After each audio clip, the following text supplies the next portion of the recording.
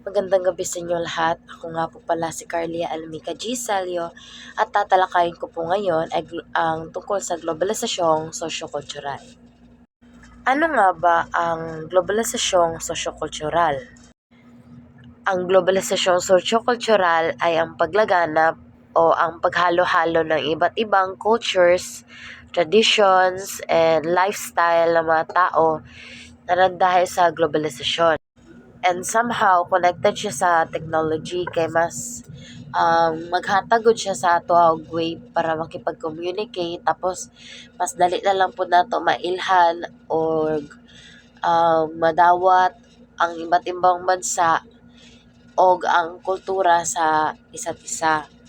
Tapos ang mga example niya kay mga K-pop, tapos Hollywood movies, tapos as we all know manggod kay di ba, as Filipinos kay galantaw mo jud tag mga Korean drama, tapos galantaw sa tag mga Hollywood movies. So dira pa lang like ma-adapt na gud nato ang ilahang like kultura kay since gikan gud to sa ilang bansa, not only movies ang atong ginatangkili kundi ang mga pagkaon pod like sushi from Japan, pizza from Italy, tapos Jollibee na makita gud nato sa iba't ibang bansa. Tapos like ma-adapt na gud nato ang ilang way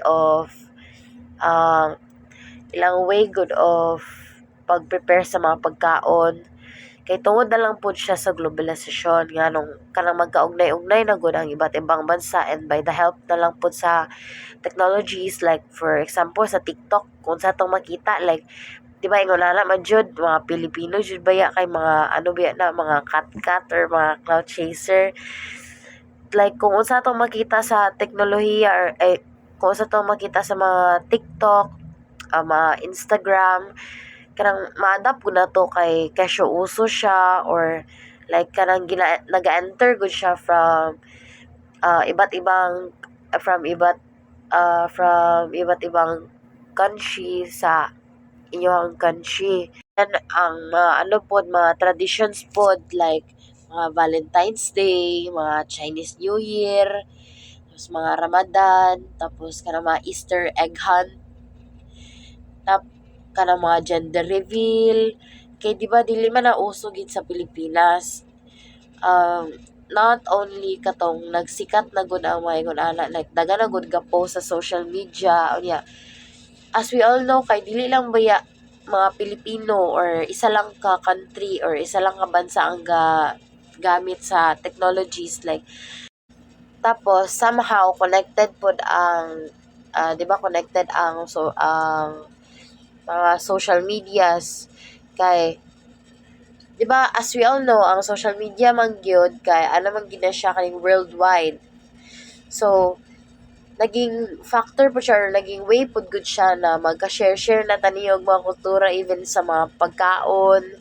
Kay makita man nato sa sa mga iba't ibang bansa ngayon na ilang pagkaon. So as Filipinos pod or as Filipinos nga makatkat gid ba yan ang mga Pilipino kung say makita sundugon, pero not only mga Pilipino ang ingunanay ginabuhat, ang other ano po mga other countries po ingunanay sad sila kung unsa ang mga pagkaon sa iba't ibang bansa kay matingala lang po ta nga kani ano gud marag ma-realize na gud nato nga ay tama day no nga dili man gyud day ni siya produkto sa Pilipinas. Then like kanang mga spaghetti nga sa una pa nato na ginakaon wala lang ta kabalo nga produkto day na sa iba't ibang mga produkto day na sa ibang bansa. Tapos or kanang tradition or kultura day na nila mahingon ana nga mga bagay like magdiriwang ta ninyo og mga gender reveals. Yo wala ta kabalo nga like na kanang ma-realize gud nato nga ay tama day no murag dili man day nato ni ano ka like dili good originally from ato ang country. So napod ni sila yung mga positive effects and negative effects.